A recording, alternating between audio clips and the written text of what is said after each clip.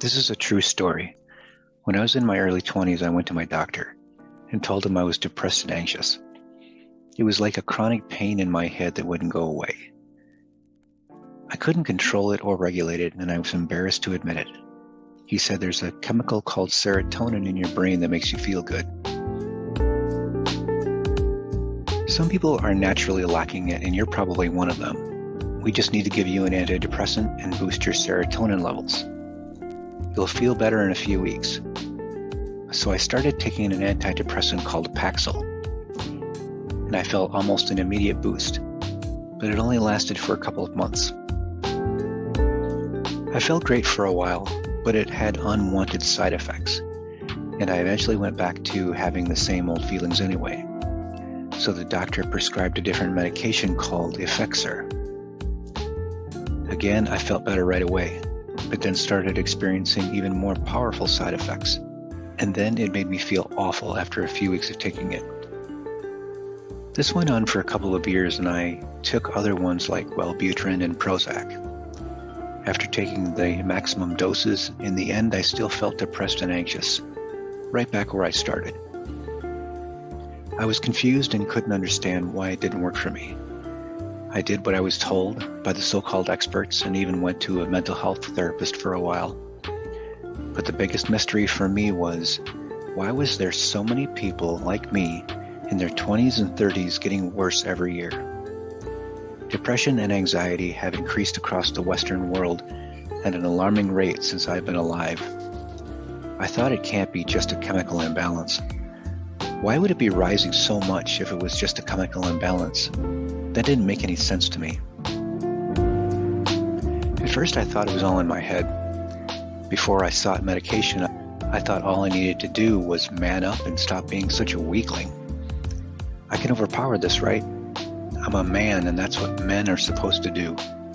Then when that obviously didn't work, I found that the medication roller coaster didn't work either.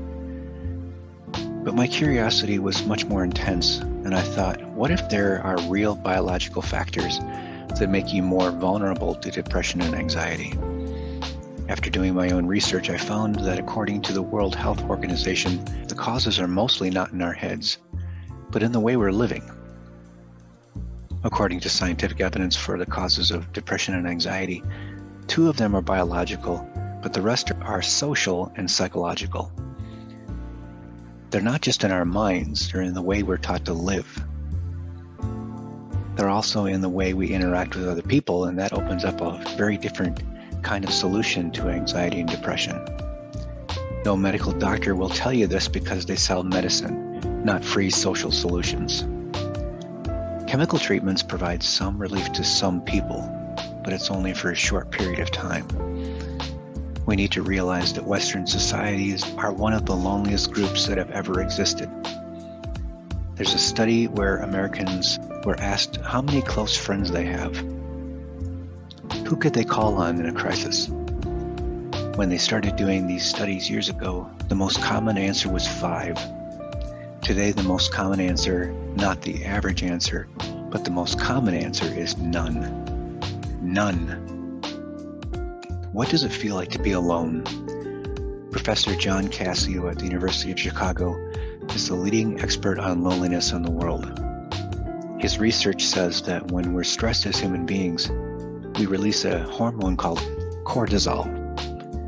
Being acutely lonely releases as much cortisol as being hit in the face by a stranger. This is how terrible the experience of loneliness is for human beings. You and I exist because our ancestors on the savannas of Africa were really good at one thing: hunting. They weren't bigger than the animals they took down. They weren't stronger than the animals they took down. They were much better at working together in tribes and cooperating to take the animals down together. Every instinct we have as human beings is to collaborate. Just like bees that work in a hive or ants that work together in a colony, humans evolved to thrive in tribes, and we are the first groups of human beings to significantly disband our tribes. We are taught to make our own way and live away from our families. We tell ourselves we can do it. We are deliberately put in circumstances where we are separated from our tribe. No wonder more people feel depressed and anxious more often. People belonged in tribes for really good reasons.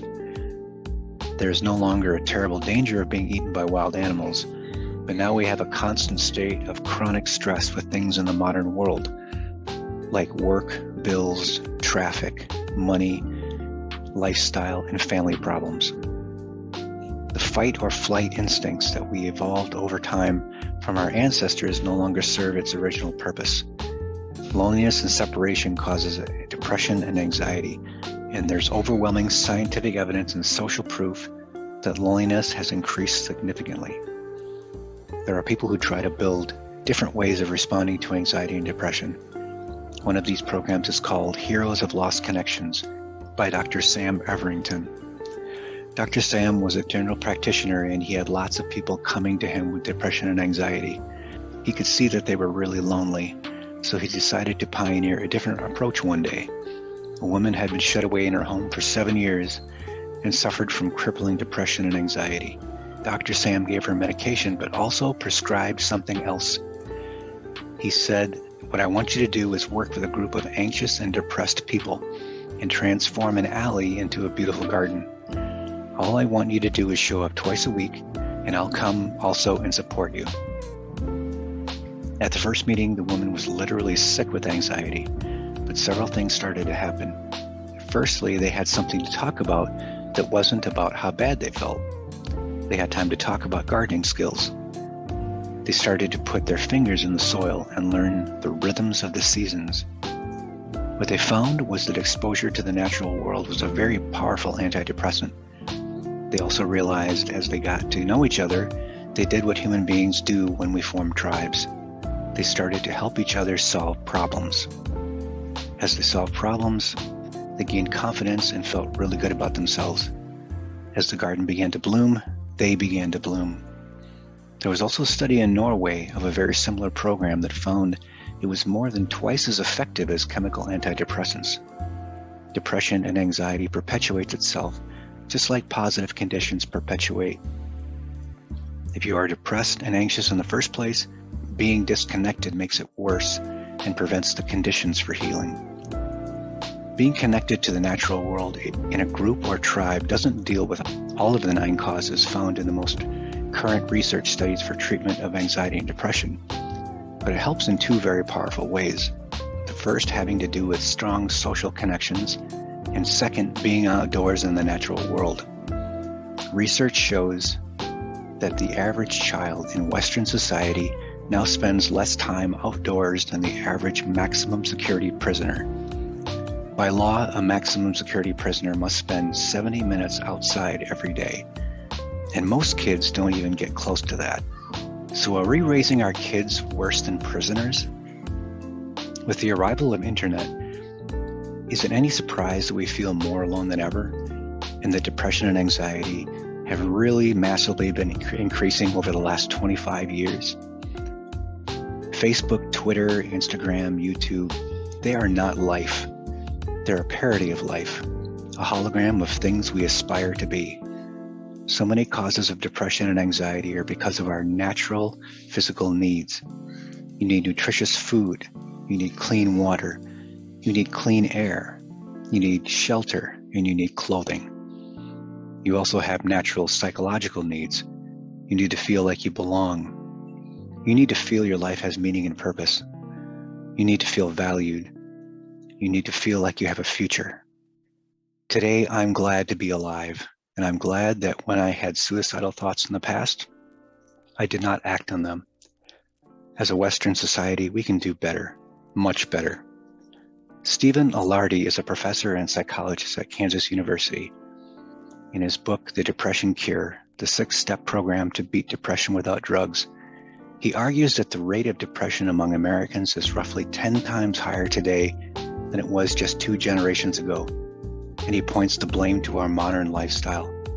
Everything is so much easier today than it was back when we had to hunt and gather. Stephen states that good mental health is all about 1, proper nutrition, mainly having to do with omega-3 fatty acids. Number 2, engaged activity with flow and purpose. 3, enough physical exercise, which means at least 30 minutes of vigorous activity 3 times a week. 4, consistent exposure to sunlight. 5, regular social support. 6, enough quantity and quality of sleep. As Dr. Ilardi puts it so eloquently, we were never designed for the sedentary, indoor, sleep-deprived, socially isolated, fast food-laden, frenetic pace of modern life. Folks, it's time to change this and get back to basics. Take care of yourself and take care of each other.